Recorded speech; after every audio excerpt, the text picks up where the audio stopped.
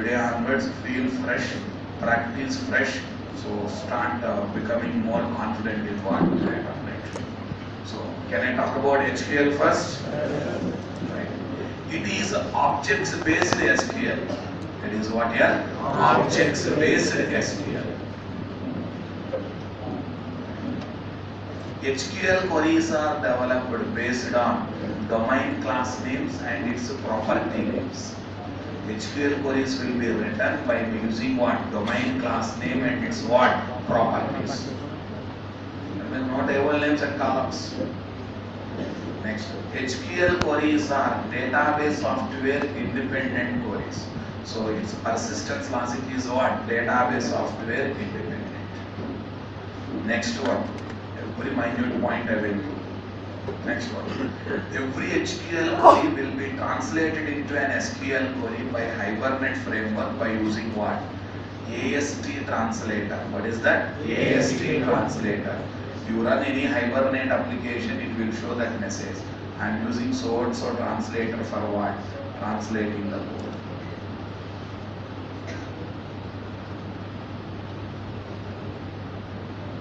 Next one.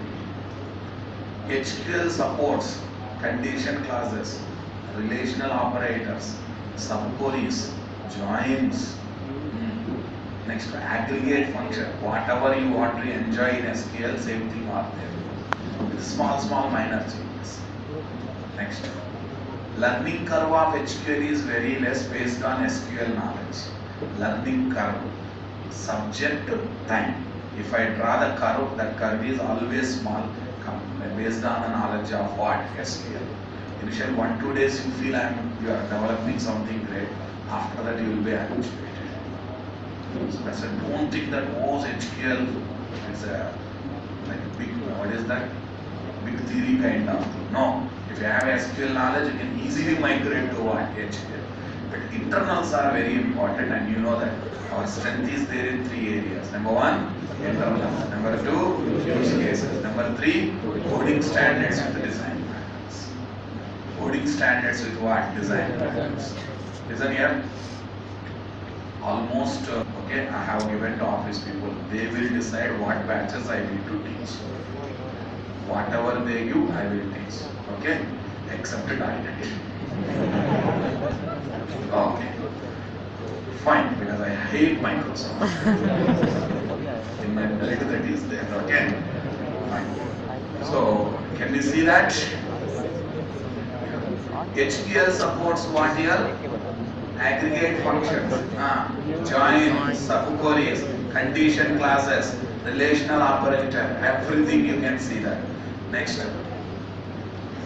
HQL support 2 types of parameters. Number 1, positional parameters. Don't think much.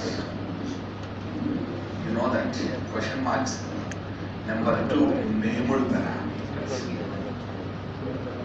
Why named parameter? They are happy with question marks. 2-3 question marks they are happy. Only 10 question marks are there. You will get confusion to provide indexes of those question marks are not. 1, 2, 3, 4. Okay, we count to 5, but actual index is 4 only. Possibility is there. More than 3, our confusion starts. See, 3 numbers means we remember and we pass. 4 number means in single attempt we never remember. On benefit of doubt we see twice, thrice, because confusion is there. Yes or no? Yes. OTP number here. OTP number. As long as it is 3-digit number, we remember and we type. If it is 4-digit, 5-digit, 6 digits, definitely we see twice before putting them. Observe your mindset. Not any, even though he is what? Very memory expert also. On benefit of that, he will see twice. He will see thrice. So same problem may be there. That's why there is a possibility of providing names to the parameters in the query. You have not experienced it in JDBC. Only in HQL, in Spring, in high-end frameworks, only this provision is there. Every parameter name is there. When parameter is having name, here is the question of confusion. There is no question of getting confusion or not. Come on. Yes. So how to write names, sir? Colon name. Colon what?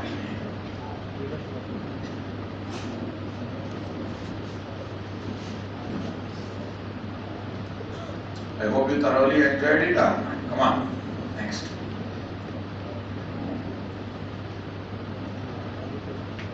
Using HQL, you can write select queries, non-select queries, but DDL queries are not possible. Okay, we'll come to limitations later. We can do both what? Select operations and what? Non-select operations. Next. Query object represent each HQL query. On that query object, we can call list-star iterate method. What method? List-star iterate method to execute select queries. And we can execute what? Execute update method to execute non-select queries. For executing non-select queries, execute update method. For executing select query, list-star iterate method. But on which object you have to execute? Query object. See, statement object is there to send and execute the query in database software. Here, who is there? Query object is there to give instruction to Hibernate, translate them into SQL queries and execute them in what? Database software. Execute them in what? Database software. So what about the limitations? HQL queries based DDL operations are not possible. Next, HQL queries based PL SQL programming is not possible. Why sir? Why PL SQL?